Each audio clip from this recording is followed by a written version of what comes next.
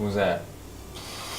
Yeah, I'm not looking around. This is your house. You guys go do it. Not that big. I'm good.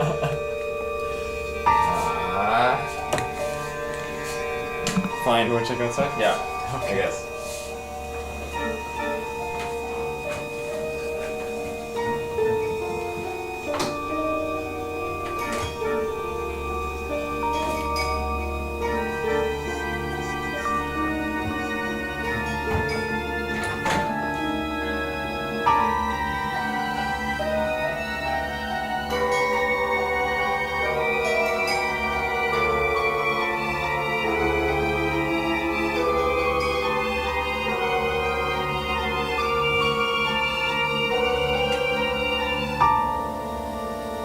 Anything?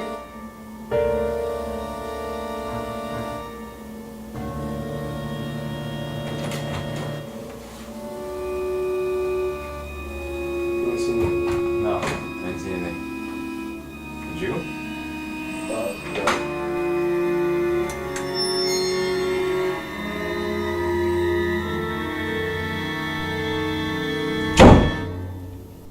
Dun dun dun. Okay, so that was the score. Yeah, so for this we kind of wanted to do a throwback score to Bernard Herrmann. So that was kind of a little bit about the inspiration. Back at you, Bernard. Yeah, so actually it gave me a chance to use a library that I have by Spitfire Audio. So Spitfire Audio has Bernard Herrmann Composer Toolkit as one of their libraries. All the green tracks you see here are all the Bernard Herrmann stuff. First of all, did Isaiah give us any parameters? Well, I did ask him. Yeah. I asked him if he wanted like the modern kind of thriller, suspense, tension, weird drony noises, and he was like, not so much. So I asked him if I could do like a more classic orchestral kind of thing. So that's kind of what I ended up doing. Like there's some hybrid drone stuff in there. Anyway, so back to the music. So the music, I brought the music in.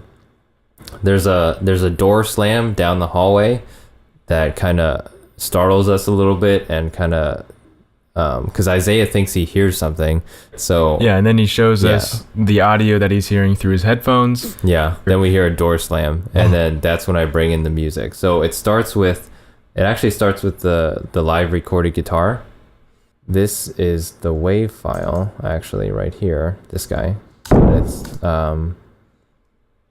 yeah. So this is the bowed guitar. Here's what it sounds like.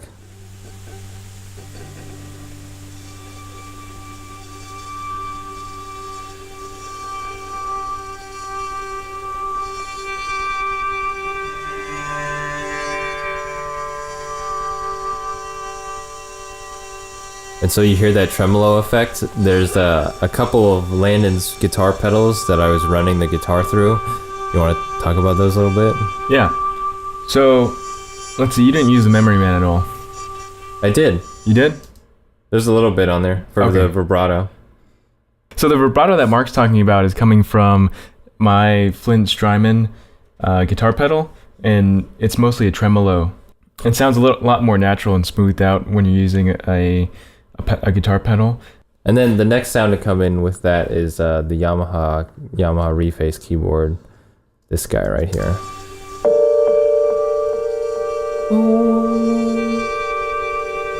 Which that one...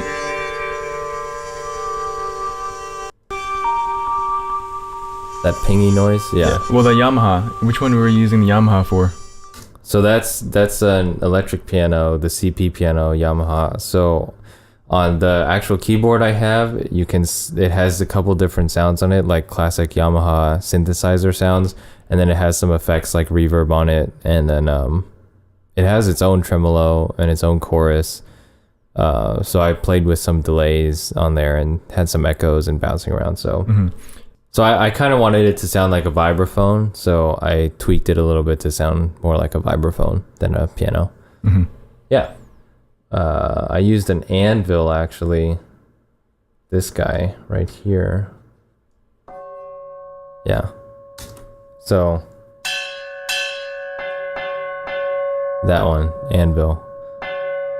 Because there's a shot where I go outside and you can kind of see the bay that we're on. So I wanted it to kind of sound like a ship's bell, sort of. So that's why I used the anvil. It's really subtle and you barely hear it, but then there's some little smaller percussion that also comes in. I used a little bit of that too. The actual melody kind of thing that comes in, it happens right around here, and it sounds. I used the harp and celeste from the Bernard Herrmann stuff.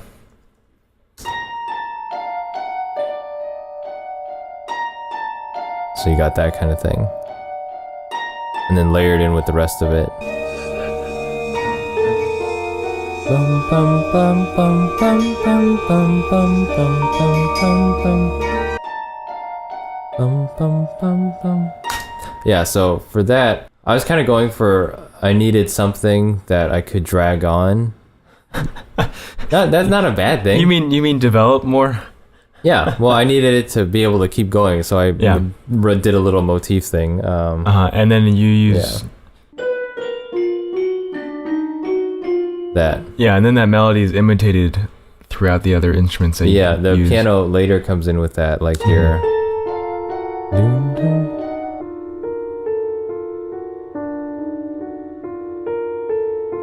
Yeah. Yeah, and then the violins kind of get it. Yeah, then I used the high strings from the Bernard Herrmann stuff, but I set it to use they're doing a tremolo effect, so which is different we use from a lot guitar of tremolo. Different from guitar tremolo. It's where the violinists or the string section, they'll move the bow back and forth on a string like pretty rapidly. So you kind of get, well, here, let me just play a couple notes.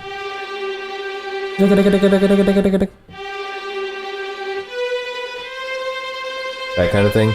So when you pair it with a moving line, it sounds kind of cool.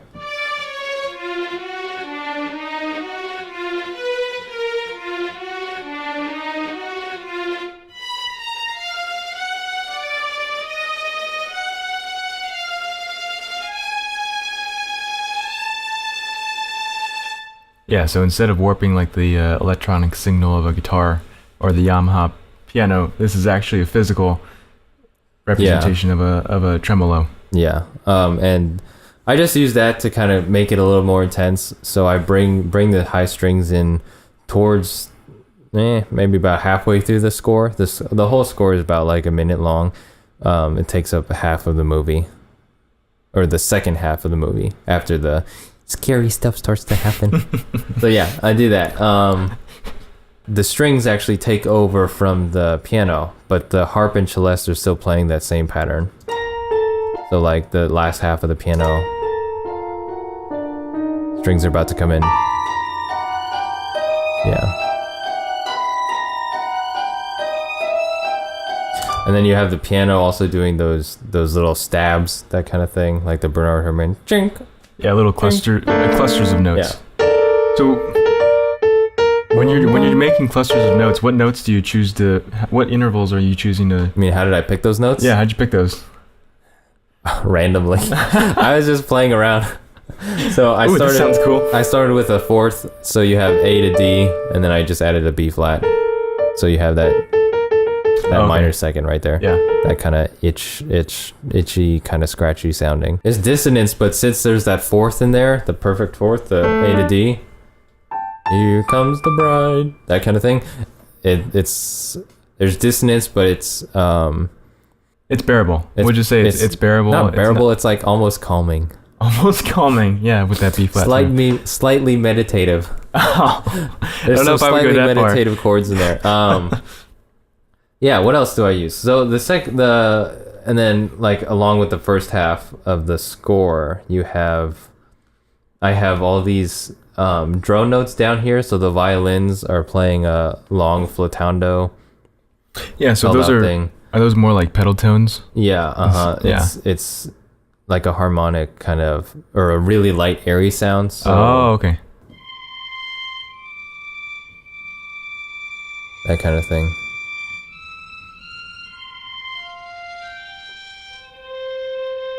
It's really airy. So I have them holding out a note, and then the cellos are also doing that. So together, those kind of sound. This is right off the bat from the beginning.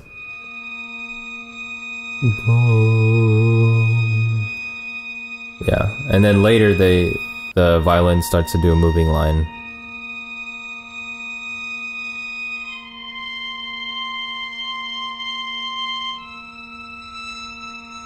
Yeah, it sounds really silly by itself, but when you add it in with everything else, then there's also a hollow pad, a little pad down there also. So that one, what does that sound like? I don't even remember.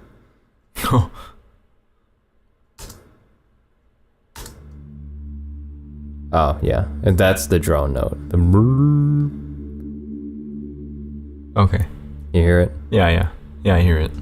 Yeah, so paired all those drone notes together, that whole section, and then there's also Those make up the beginning, right? yeah, those are all from the beginning. Those come in after the bowed, what's it called? The bowed cigar box box. guitar. Yeah, Yeah, but before the Yeah. melody. yeah. So those together, they make a nice little sound bed, sort of a shifting, kind of warping tone. Yeah. Do you want my thoughts on it right Yeah. now? Yeah? I actually thought that could come in a little sooner and be held a little bit longer before the melody comes in. Like, even before you hear the door thud, just to build a little bit suspense, a kind of a warning that something is coming. I didn't want to warn them though. Okay, I see. Plus, like to bring in music, you usually want to find like a cue, and if there's a hard cue to bring in the music, that's usually better. So I just took the door slam as the hard cue. But I could have played around with where the music began. What's another really cool instrument? Oh, this one, the low winds from the Bernard Herrmann stuff. I use that for like these little bloop bloop. These guys. Yeah, those guys. So those are playing the same cluster stab chord that the piano has in the beginning. Stab, stab. That. So this particular sound is it's the low wind. So there's an oboe in there, clarinet, I think a bassoon, and then I have them playing really short staccato. So really short and crispy sounding. That's just one of the settings you can do in the library itself. So I have that. So if you depending on how hard you hit it, you get quieter notes or really intense notes like this. Yeah, so I have them jumping up and down between the octaves, just to give it some more variety. That goes with the harp stuff. See, hear that right there?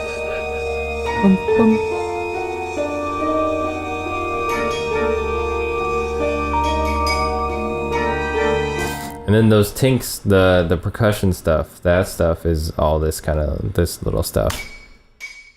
It's it doesn't exactly say what it is, but it sounds to me like your glass bottles, hitting glass bottles or metal cans, metallic kind of stuff, and a lot of glass stuff, because composers all the time, like contemporary composers for contemporary percussion music, that's a lot of the funky instruments you play is like found objects kind of thing. So I thought that was cool to throw in just to give it more of a Bernard Herrmann little flair. Yeah. For that, actually, I was kind of thinking not Bernard Herrmann, but Secret Window, the Johnny Depp movie. But yeah, he uses a lot of repetitive patterns and evolving motifs. So I used a lot of percussion stuff also because I'm a percussionist. So I throw that in there. What else was cool? So you do, I was thinking, overall the score, I was thinking there's like 3 categories of instruments. There's the stuff that's going to play the revolving motif, that kind of stuff, which is the piano, the high strings, tremolo, and then the harp and celeste combination. And then you have the long suspended drone notes, which are playing the underbelly of everything. So that kind of stuff, this stuff. Yeah. And then the third category of stuff was the like light accented articulation stuff. So that's like the piano stabs, the short winds and stuff. And then the little tinkly percussion stuff. The anvil is probably in there. Then I have some trombones that are also doing the dissonant chords, the cluster chords, this kind of stuff. And then later the trombones have it with it. Oh, there's the anvil. There's the anvil.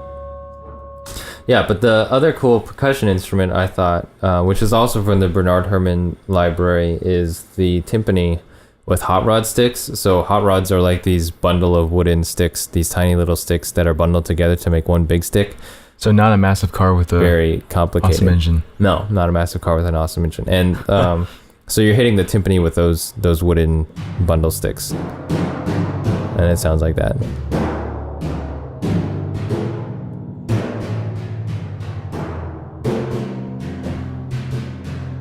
That kind of thing. But I use that stuff for the section where it seems like the danger is kind of past, so a little more relief in there. A little more settled.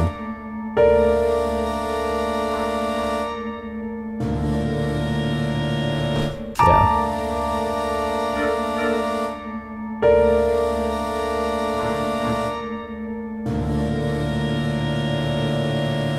What's that airy instrument you used again? Oh, that's right. I didn't talk about that yet. Yeah. So that's one of the synthesizers from the Bernard Herrmann toolkit.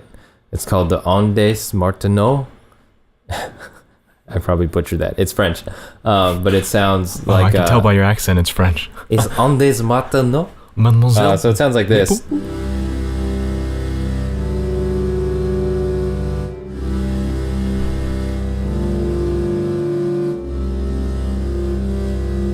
And then higher up sounds like...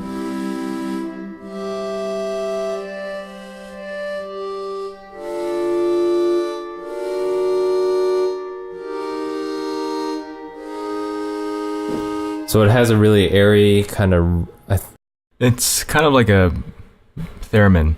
Yeah, it sounds like a theremin mixed with sort of a really light, airy kind of organ. Yeah, and even the way that it's controlled, it's similar to a theremin. You're moving a ring along a wire to create that wavering sound. Oh. Which is similar to a theremin. Yeah, sweet. So it sounds like this. And I threw that in there because I wanted to do like a sort of a Scooby-Doo throwback. So it kind of sounds like, you know, whenever Scooby-Doo would go inside a haunted mansion or whatever, and you heard the organ. In the score, I have it playing this.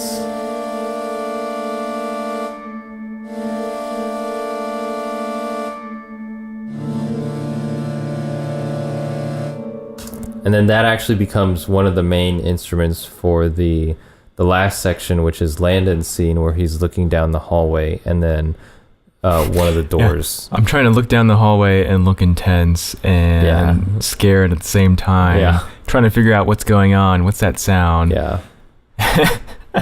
So I use that instrument to... I'm glad I only had one solo scene. Yeah, for the darkened hallway kind of Scooby-Doo sound. So this is what the last bit of the score sounds like with the Ondes Martineau as one of the lead instruments.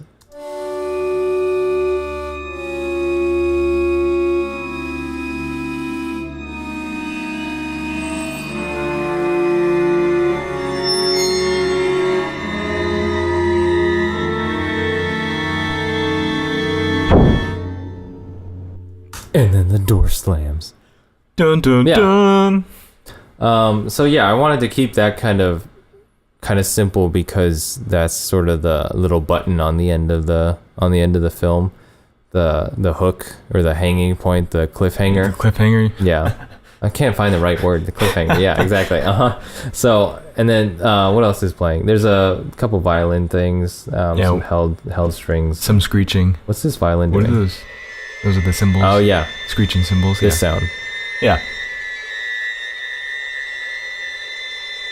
Oh wait, no, those are the violins. Yeah, that's a combination of like harmonic violins on really high strings and doing some little special effects stuff.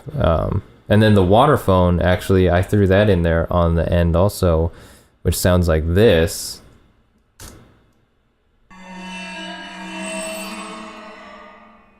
That's just a creepy sound. That's like nails on a chalkboard.